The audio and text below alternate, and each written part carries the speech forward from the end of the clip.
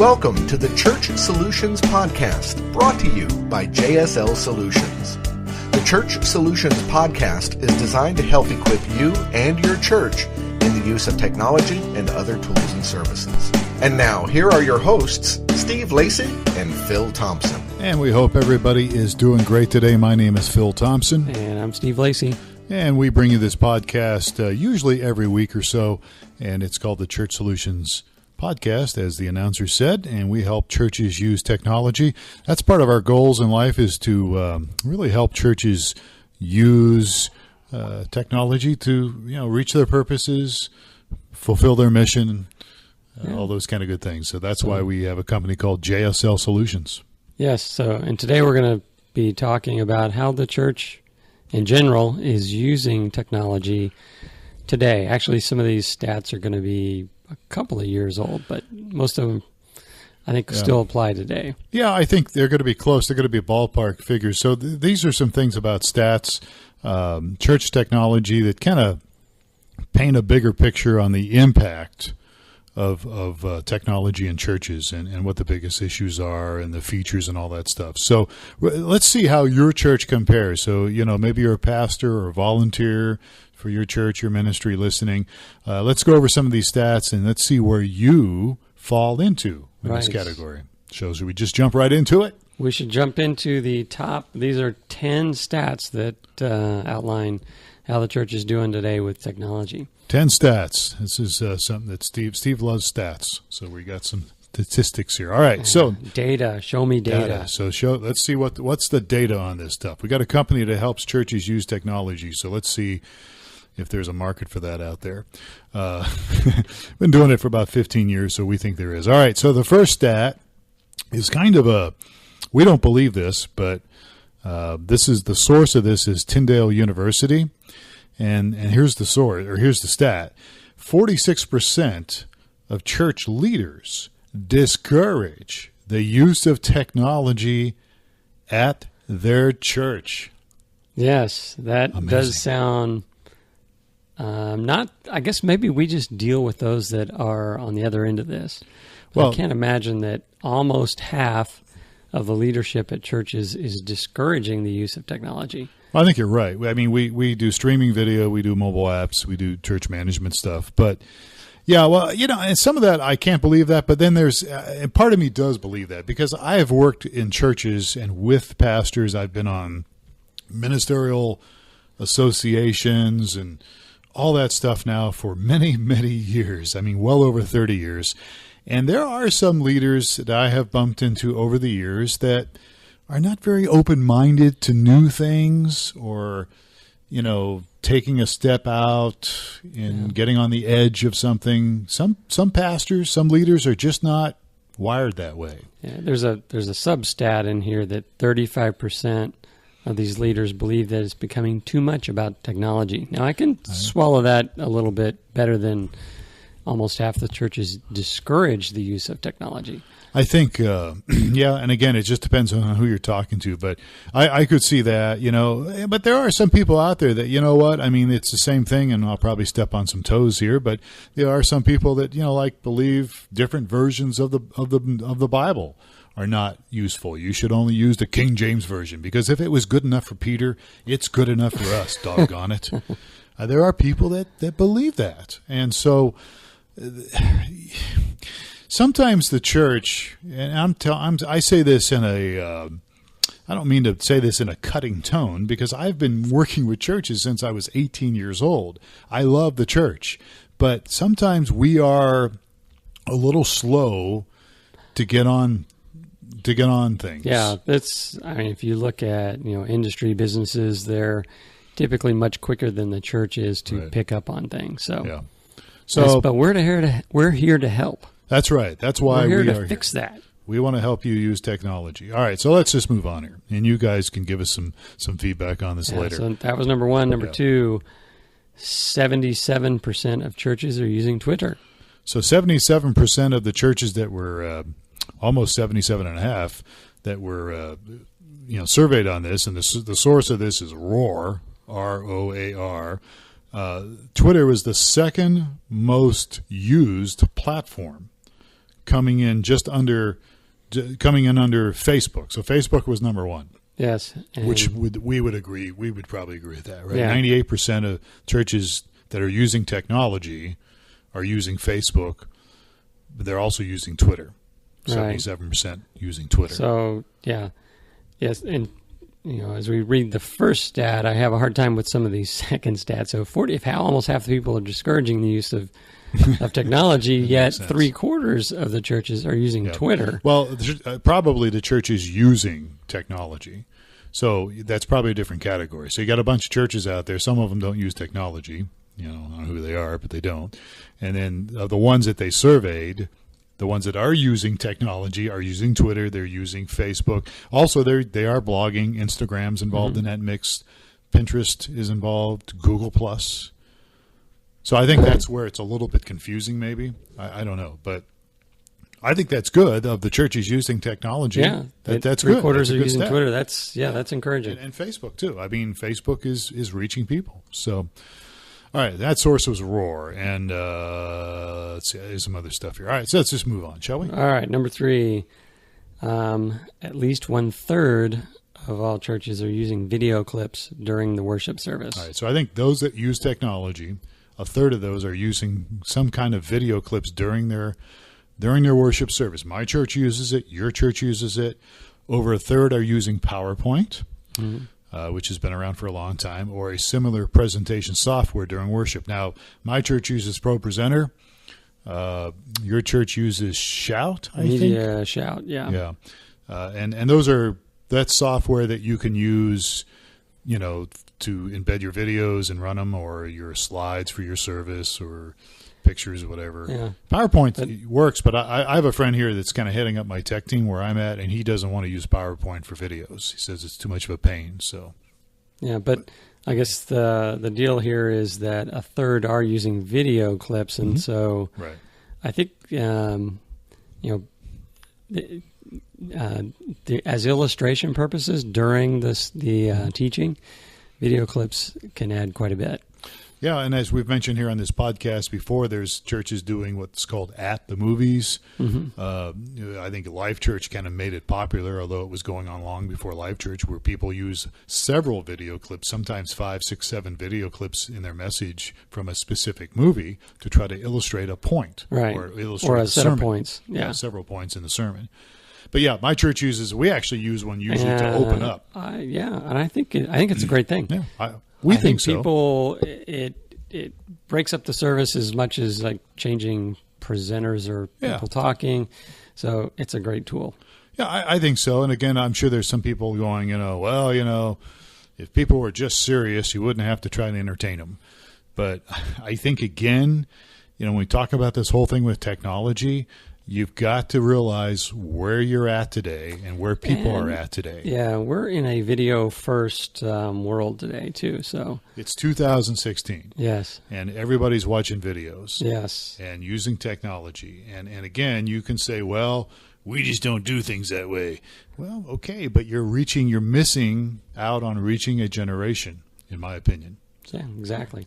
All right, so number 4...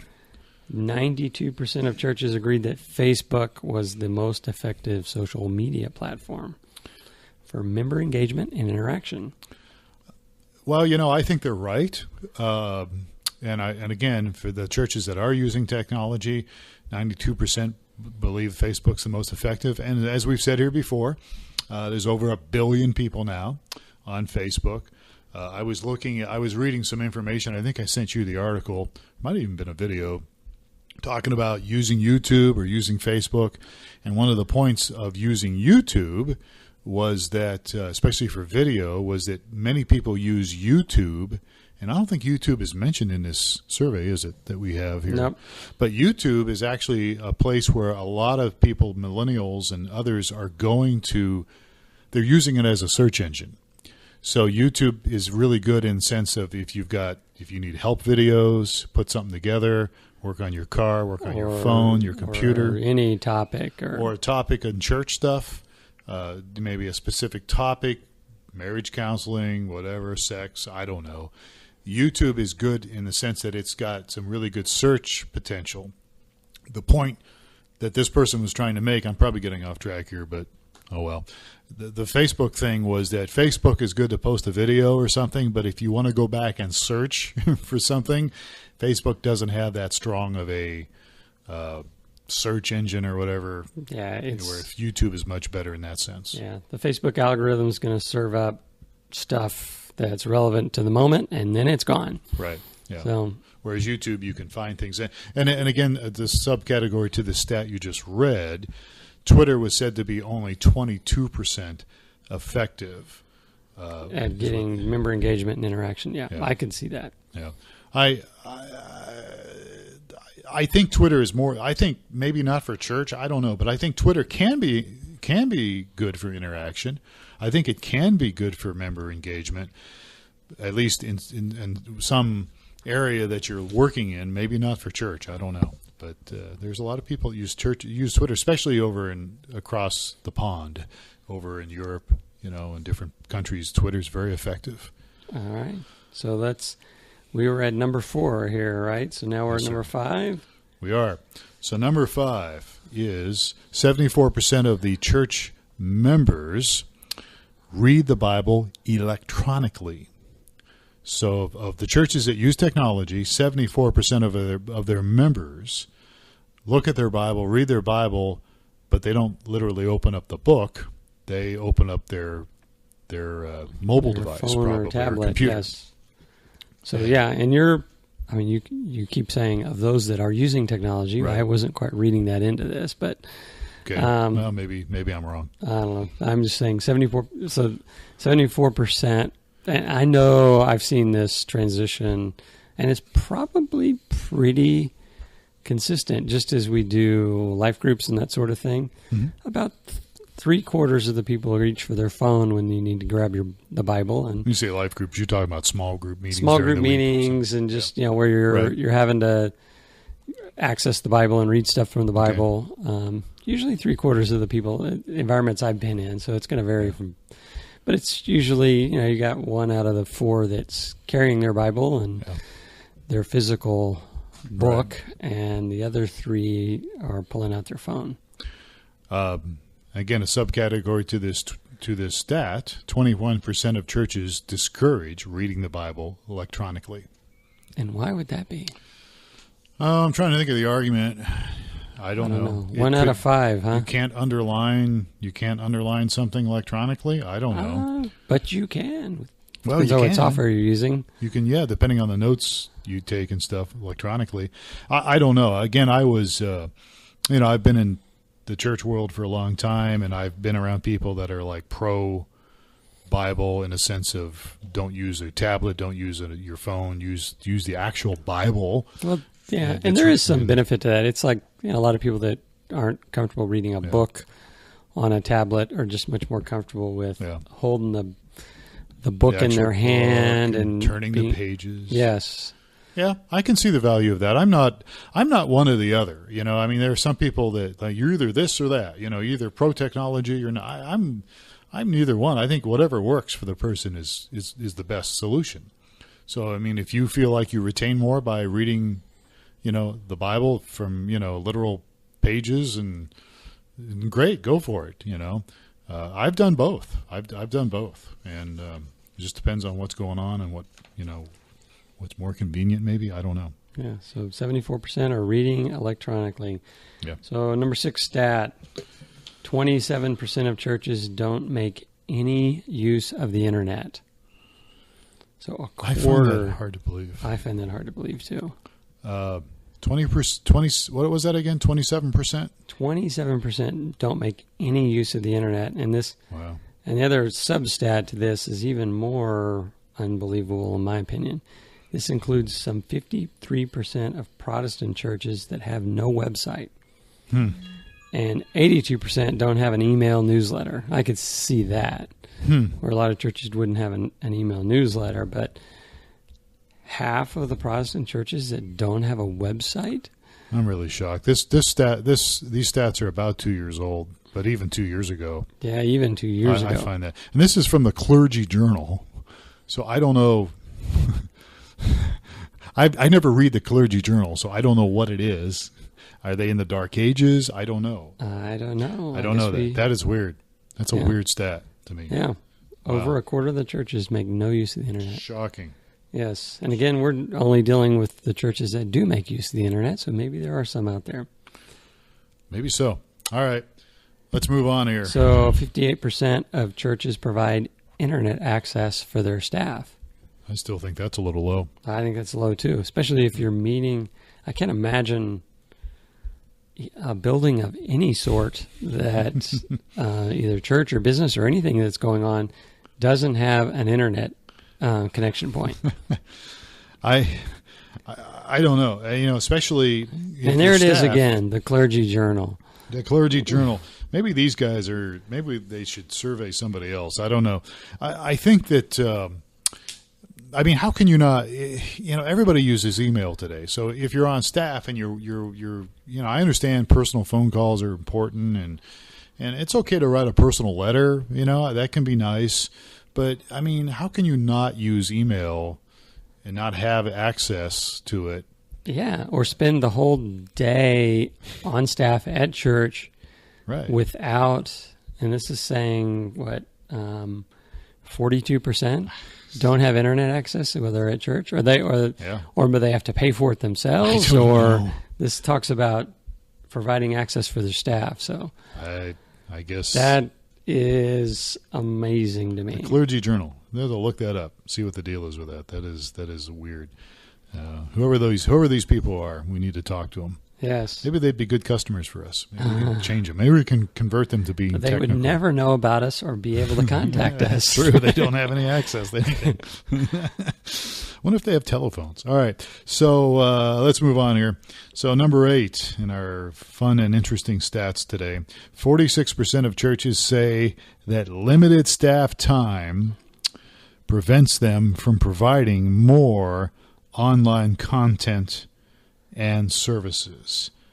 I could see that. Yeah, I could see that too. I work part-time. I have a little church that I'm part-time on the weekends. And all of us are part-time, all the staff that we have. And it is it's hard, when you're trying to do a full-time job and you have a family and then you're trying to do a little bit of part-time work for your church. It is hard to get things done. And this is all about providing more online content. Right. So this is it takes, recording and putting out past sermons and updating calendars and putting newsletters together and providing all that online content. It does take time to do that. Yeah, I can definitely see that. It does take time to do that. I think there's a way to do that. There's a way you can schedule things and get stuff done. But yeah, if you're limited on time. Additionally, according to this, and this is from the Lifeway Research people, I feel a little more comfortable with them. They say additionally 41% also blame limited financial resources. Okay, all right. 39% cite limited volunteer time. Again, I can certainly understand that. I help organize our volunteers at my church, and I've done it in other churches, and it's going to be hard sometimes. And then 35% claim lack of interest or demand. I think that's I think those that claim a lack of interest or demand are missing out because they're not doing it, and therefore people aren't saying, "Oh, hey, what happened to my newsletter or my I can no longer find out what's going on because your content online is not there anymore." You can't miss something you never had. Right? Yes. So maybe they've never had it. And again, we are talking, when it comes to church, and you and I had this conversation on the way home from lunch. We were talking about a secular company talking about how it wasn't really a good idea to invest in companies that serve ministries. Yeah. Serve ministries. And to serve churches. And, when you use the word church, it applies to different people in all sorts of different cultures, different ages, different denominations. I talked to somebody about church and they think Roman Catholic Church. I talked to somebody else, that doesn't attend somewhere and they think, Episcopalian, or they think, Baptist or whatever. And yet we have customers with our company that go just clear across the spectrum from, Pentecostals to independents to denominationals, Baptists to different groups out there that worship on Saturday instead of Sunday. And it's a wide spectrum of different churches. And so I'm getting on this tangent just simply to say that there's a lot of people that, they've been in their churches for 50, 60 years, and they could care less about doing something different. Using technology does not interest them at all.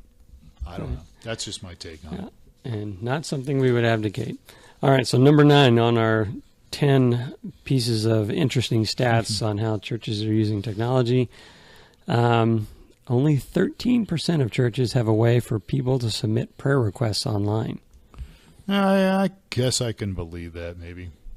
Yeah, I can see that as well. But this, again, be careful here, Steve, because this is the Clergy Journal. These guys don't like technology. So, we're not being fair to the Clergy Journal. We're going to get sued by them, probably. We need to go and check them out a little more. Yeah, we need to be a little bit careful. But just forget everything I said about the Clergy Journal. But this is the reference to that. So, we provide a platform for prayer requests on our mobile apps, and myflock.com has that. And then, of course, if people want to stream, they can submit their prayer request. But I could kind of see where it's a little bit of a challenge maybe for some people to do that, to set that up. It could be a little hard for them. So this is a little more believable stat. So, and then our last stat, which surprising to me, which is 78% of churches are using cloud-based church management systems. So you think that's high or low? I don't know. I think it's probably on target. I guess it's maybe encouraging to me because when we started, I think someone needs to let us know and refute this, but I think MyFlock was the first cloud-based church management system out there. myflock.com, the first cloud-based management. Well, I don't know. I remember. First doesn't always mean the best and the most prevalent, as with a lot of things. But we are the best, and we are the most well, maybe not. But so when I was doing all this stuff, we used Servant Keeper, which was you loaded it on your computer. PC, that was the dominant. Yeah. All of them were Windows-based, PC-based. Right. And you typically, most of the churches had somebody that knew how to drive that thing, and it was on their computer. Right.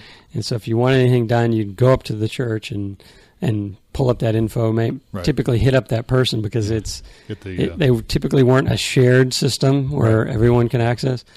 So, and I could have seen this coming. That cloud. What is it called? The dot metrics. What was the printer? The old printers. Dot matrix. Dot matrix. Yeah, he used to try to get that thing working and crank out a report. So over 3/4 of all church management systems, or of all the churches, are using cloud-based, and all of the companies that were standalone PC-based now offer a cloud-based component. Yeah. So otherwise they'll be left behind. My church was the second church that started using myflock.com. You guys are innovators as well. That's I remember being at a large conference in Atlanta, and one of the established companies came over to our booth, and they weren't very kind to us. They mocked you. They mocked us, said, "Oh, you're going to be," they said, "you guys come and go all the time, and, what is this internet-based thing?" You silly person. Yes, and you're now going to be gone. You won't be here next year. Yes, and now almost everything is. I think every company out there has a component that's cloud-based. Yeah, so. QuickBooks is cloud-based now, and there's just way too many benefits to a cloud-based system. Well, I think Well, back then people were afraid, oh my gosh, what's going to happen? But that was a concern, Oh, it's the internet. It's the internet. I don't want my information on the internet. Right. Yeah. So these are 10, I would call them interesting, unbelievable stats. That was from Leadership Network, by the way. And so if you have some stats or something you want to, shoot our way, or you have some disagreements or some thoughts on this, send us an email. Just do it with support at StreamingChurch.tv. StreamingChurch.tv. That's one of our companies, StreamingChurch.tv. We provide streaming video. We also have a mobile app. Church App Live. ChurchAppLive.com. And we also have, as we just mentioned, myflock.com, which is church management on the cloud, as well as there's website templates and other stuff on there too. So if we can help you in any way, well, we forgot to mention the fourth product. Greeter.church. Yeah. What is that? That is an online greeter for your church website. Yeah. So if you have a church website, which according to this stat here, 42% of you don't. I don't know. I don't think that's right. But yeah, you could have a live greeter on your website, and it wouldn't have to be you. It could be somebody else. Answer questions, help people, connect with your church, all that good stuff. All right. So it looks like we're done here. Thanks for being with us. His name is Steve Lacy.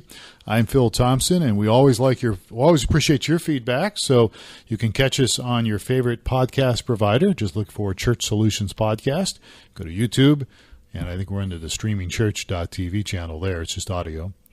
And you go to newmediaministries.tv, and you can find all sorts of stuff on there besides this podcast and other past podcasts and other articles and good stuff that might help you. We're also on Facebook. We should push our Facebook page. We have several Facebook pages, but let's push Streaming Church, shall we? Facebook.com/StreamingChurch.tv, right? That's the one. Yeah, check out our Facebook page and like it. And then we put articles on there every day almost, technology-based articles, and besides our podcast and other things. So it's not just about us. There's other stuff going on. All right, we're done. We're out of here. Thank you, folks, for your time. We hope that you have a great day. We will catch you next time on another edition of the Church Solutions Podcast.